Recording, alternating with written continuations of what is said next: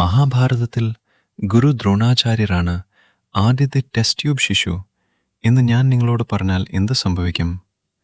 അതെ, നിങ്ങൾ കേട്ടത് ശരിയാണ്. മഹാഭാരതത്തിൽ പാണ്ഡവരുടെയും കൗരവരുടെയും ആദരണീയനായ ഗുരുവാണ് ഗുരു ദ്രോണാചാര്യൻ.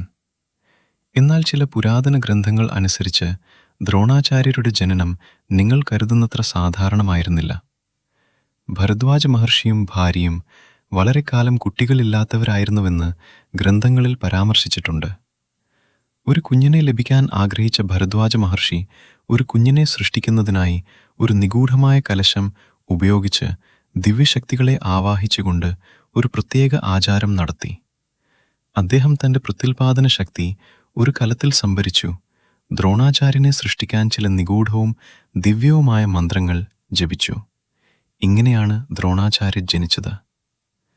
ദ്രോണി എന്നാൽ മണ്ണുപാത്രം എന്നാണ് അർത്ഥം. ഇതുകൊണ്ടാണ് അദ്ദേഹം പിന്നീട് ദ്രോണാചാര്യൻ എന്നറിയപ്പെട്ടത്.